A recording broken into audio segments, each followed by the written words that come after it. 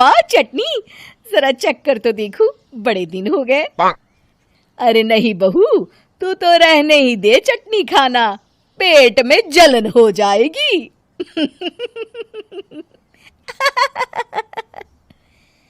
इतना कहकर कांता और प्रिया दोनों हंसने लगते हैं। कल्पना सारा दिन या तो मोबाइल में यूट्यूब देखती या फिर सोती रहती। उसका कमरा भी बिखरा और गंदा रहता।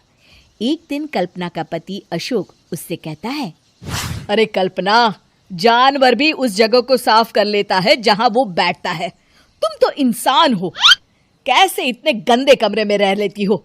देखो सारा सामान यहाँ वहां बिखरा पड़ा है। ज्यादा अपनी माँ का बोल ना बोलो। हाँ, कमरा तुम्हारा भी तो है, गंदा लग रहा है तो साफ कर लो। पता नहीं तुम्हारे साथ मैं कैसे जिंदगी बिताऊंगा।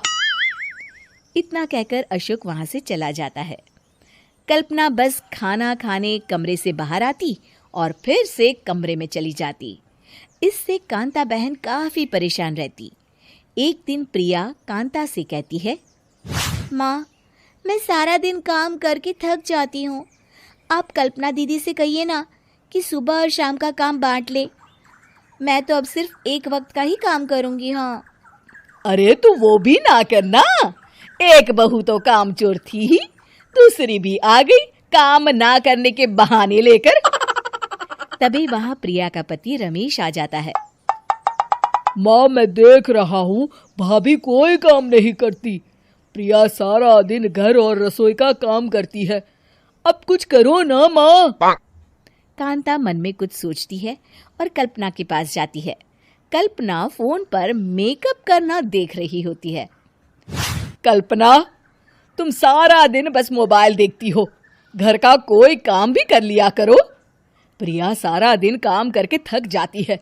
आज से मैंने फैसला किया है, एक वक्त का काम तुम करोगी, सुबह का खाना तुम बनाओगी और रात का प्रिया।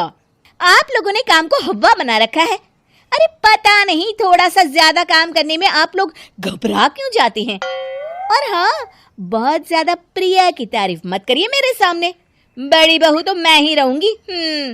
मैं कुछ नहीं जानती, कल सुबह मुझे वक्त से खाना चाहिए, रसोई में आ जाना, वरना कल से तुझे खाना नहीं मिलेगा। अगली सुबह कल्पना रसोई में नहीं आती है। वो देर से सोकर उठती है और बाहर आकर कहती है, अरे भूख लगी है, आज खाने में क्या है? इतनी देर हो गई, आज किसी ने मुझे उठाया भी नहीं, पता नहीं कहाँ है सब। कल्पना को घर में कोई नहीं दिखता। वो रसोई की तरफ जाती है जहाँ बड़ा सा ताला लगा होता है। अरे रसोई में ताला! ओ, मैं तो भूल ही गई थी। माँ ने आज से सुबह का खाना मुझे बनाने को कहा था। हे भगवान, इतने लोगों का खाना बनाना क्या आसान है? तभी घर के सारे सदस्य बाहर से वापस आते हैं। वाह माँ जी, मजा आ गया छोले भटूरे खाकर। मेरे मुंह में तो अभी भी स्वाद आ रहा है। अरे कल्पना, तेरे भरोसे रहते तो हम तो भूखे ही रह जाते। कल्पना को बहुत गुस्सा आ जाता है। अब बहुत हो गया, आज से मैं अपनी रसोई अलग कर रही हूँ, मैं अपना खाना खुद बना लिया करूंगी। कल्पना अपनी रसोई अलग कर लेती है, पर आए दिन उसका देर से उठना और काम न करने की आदत से वो भूखी ही रह जाती थी। उसी के सामने घर के लोग अच्छे अच्छे पकवान खाते और कामचोर कल्पना को जैसे तैसे ही खाना बनाकर खाना पड़ता। पर एक दिन तो हद ही हो गई। माँ, दीदी आज सुबह से कमरे से बाहर नहीं निकली, हमें जाकर देखना चाहिए। सो रही होगी कामचोर कहीं की, पर तुम कहती हो तो चलो देख लेते हैं उसे। कल्पना कमरे में पेट पकड़कर बैठी होती है। हाय मेरा दर्द, पेट दर्द के मारे मर रही हूँ मैं।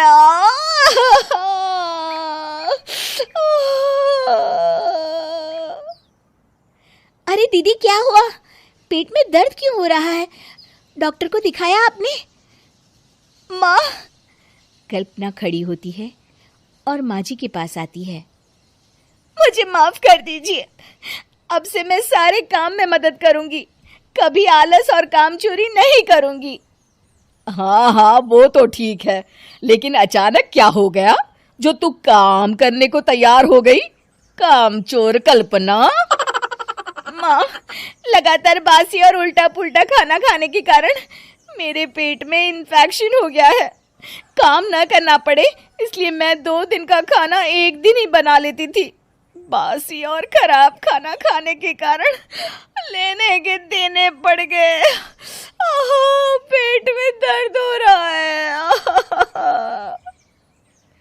चलो अच्छा हुआ, देर आए दुरुस्त आए।